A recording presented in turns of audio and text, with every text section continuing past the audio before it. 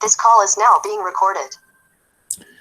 Olá, estamos aqui para mais uma aula de filosofia e hoje falando um pouquinho sobre Kant e o juízo do gosto. Como é que acontece essa questão do juízo do gosto? O que é o gosto? Isso nós vamos analisar hoje a parte 2, já o fizemos a parte 1. Então, Kant e o juízo do gosto dentro da perspectiva da estética. A arte, estética, beleza, é nesse contexto filosófico que nós caminharemos com a nossa aula de hoje, ok? Então, o objetivo da nossa aula de hoje é abordar as definições de Kant quanto a essa disciplina que volta para a estética. O gosto não no sentido de paladar, mas no sentido de estética mesmo. Então, Kant viveu ou nasceu, né, em 22 de abril de 1724, morreu no dia 12 de fevereiro de 1804, né? Vem de uma família modesta, ou seja, uma família abastada, basicamente financeiramente, família de artesão, teve uma educação bastante forte, com as ideias luteranas bastante intensa, né? Foi professor de geografia, foi professor do ensino médio e também teve a sua passagem pela universidade, ok? E aos 52 anos que ele vai fazer a sua maior publicação, que é o seu livro Crítica da Razão Pura. Ou seja, o que é essa Crítica da Razão Pura de 1781? Então, essa Crítica da Razão Pura vai fazer aí uma situação de metafísica futura que possa vir a ser considerada uma ciência. Então, a metafísica, aquilo que está além da física, pode um dia vir a se tornar ciências. E ele vai fazer esses fundamentos da metafísica dos costumes, como que a população age conforme os seus princípios de costume. Então, ele vai fazer também a crítica da razão prática, vai fazer aí a crítica da faculdade do julgar, né? A religião dentro dos limites simples da razão. Ele não vai aí fazer grandes críticas à razão, mesmo porque Kant tinha um pouco de medo da questão do julgamento da Inquisição. Então, ele tinha um pouquinho de medo aí. Ele vai trabalhar, revisando um pouco, nós já falamos em aula anterior sobre o criticismo. O que é o criticismo? Fazendo essa revisão para a gente entender, o criticismo acredita na possibilidade de um conhecimento que se questiona, que é possível ser questionado e é possível conhecer. Essa é a grande revisão que a gente tem que fazer do criticismo. Esse processo de conhecimento se dá pela interação entre sujeito e objeto. Sujeito e objeto se dá o processo do conhecimento. O sujeito tem suas estruturas, conteúdos sensíveis que aprendeu ao longo da vida, acumulou, e isso dá condição a ele para captar os dados do objeto e definir esse objeto através do seu intelecto, através de classificação, através de processo de construção classificatória. E o criticismo ainda, o sujeito é uma peça-chave, porque o sujeito precisa conhecer o objeto, tem que haver uma interação entre eles, e a partir daí, o sujeito, que é a vontade de aprender, que é o sujeito que quer aprender, essa relação entre sujeito e objeto se chama revolução copernicana de Kant, ou seja, onde ele vai buscar em Copérnico o seu processo de entendimento. Copérnico afirma que o centro do universo não seria mais a Terra, como era nas crenças anteriores, e sim o Sol. Então, o centro de tudo agora é o Sol. Tudo está, o Sol, a Terra está o quê? Girando em torno do Sol, né? Então, a Terra vai mudar a visão, e até porque vai contra o princípio bíblico. Porque no princípio bíblico diz o seguinte: o Sol nasce, o Sol se põe. Se o Sol nasce, o Sol se põe, Ou seja, a, a Terra era o centro de tudo. E agora, essa nova verdade vem dita por eles, Kant e Copérnico, totalmente ao contrário. Então, se o sol nasce e o sol se põe, que é a verdade bíblica, que está escrito na Bíblia isso, a terra está parada. E ao contrário, é a terra que está movimentando, o sol está parado. E aí eles vão dizer que, além da terra movimentar, ela faz a inclinação, que é a questão de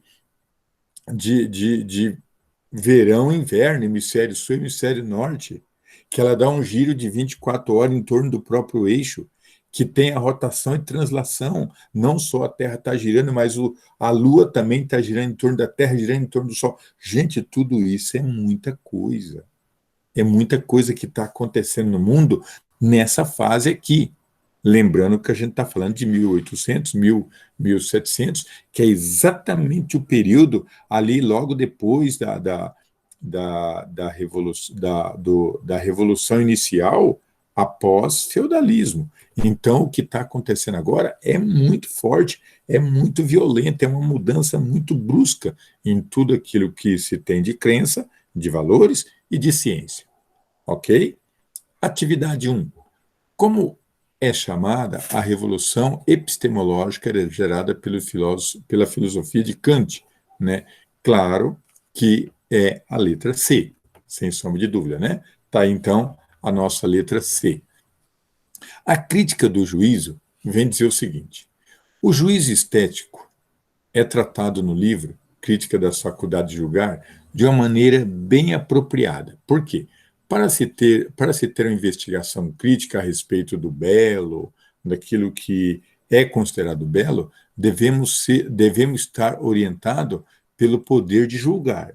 Então, nós temos que ter a capacidade e o poder de julgar. Quais são essas questões? Existem valores universais com relação ao belo, com relação àquilo que é realmente a beleza. Somos obrigados a admitir que todo objeto que julgamos como sendo belo é uma valorização subjetiva, porque pode ser belo para mim, pode não ser belo para outra pessoa. Então, a estética, no pensar de Kant, ele tem uma dimensão bastante subjetiva aquilo do mundo em que vivemos, porque é um processo mental. Então, tal coisa é bonita para mim, pode não ser bonita para outra pessoa. Então, a estética volta a uma condição de prazer pelo sujeito. Então, eu julgo o belo conforme a minha orientação e a minha segmentação de prazer. Essa é a grande verdade. E este prazer se refere ao sujeito que está julgando, a sua sensibilidade e a sua receptibilidade para experimentar o processo. Então, por exemplo, se eu aprendi que tal pessoa é uma pessoa agradável, é uma pessoa boa que me causa prazer, é essa pessoa que eu vou escolher para casar, que eu vou escolher para viver. Se eu aprendi a rejeitar tal tipo de pessoa, não vou escolher isso, porque é uma questão de prazer, e é uma questão subjetiva, né? Isso é muito interessante a gente perceber como é que funciona isso.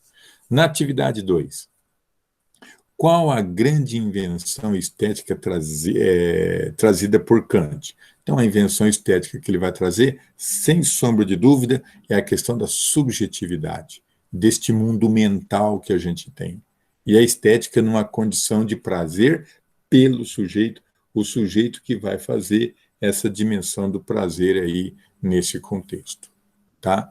Essa sensação, né, que na estética que Kant vai dizer, essa sensação é desinteressada em relação ao objeto, porque a partir dos conhecimentos empíricos, daquele conhecimento do dia a dia, ele se refere ao sentimento do sujeito, vinculado às suas experiências, na sua tentativa de contemplação, ou seja, no puro prazer.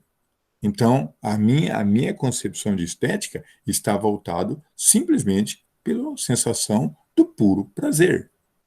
É que ele traz alguns exemplos, observar o céu estrelado, tal, temos a sensação subjetiva, criamos os sentimentos de prazer, de romance e tal, né? Tudo isso é muito subjetivo.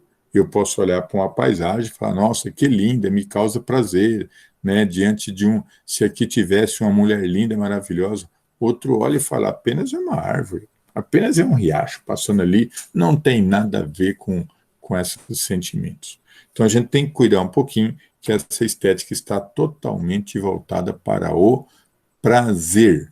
Vamos lá, essa questão aqui, qual é a questão certa? Por que Kant entende que o olhar estético ele como desinteressado? Porque a partir dos dados empíricos, porque a partir das experiências que a gente tem do dia a dia, não se refere a ele, mas ao sentimento do sujeito vinculado às suas experiências. Então, o sujeito é vinculado à sua experiência. Portanto, a resposta dessa questão é a letra C, ok? E uma questão do Enem, logicamente, que se a gente for fazer a resposta da questão, eu vou pode congelar a imagem agora do vídeo, dar uma lida na questão, que eu não vou ler porque é uma questão de tempo, mas é a letra E, que é a questão subjetiva que a gente tem do nosso dia a dia. Então, gente, fazendo uma revisão de Kant, primeira questão bem clara. A relação do conhecimento se dá entre sujeito e objeto. E o sujeito tem que ter já o pré-conhecimento, a predisposição com relação ao objeto para que ele diga que esse objeto é ou não é. Beleza. A questão do gosto pelo objeto, a questão de ser bonito, está simplesmente em cada sujeito. Está orientada pelas sensações de prazer que eu fui formado até aqui. Se eu fui formado de forma a aceitar certas situações de aparência, essas sensações de aparência me causam prazer, me causam coisas boas. Se não, não vai causar, é lógico, e aí a gente não terá o prazer se isso não for causado por lá. Ok? Então, foi sobre Kant, essa aula que tivemos. Até uma próxima aula. Muito obrigado por assistir essa aula.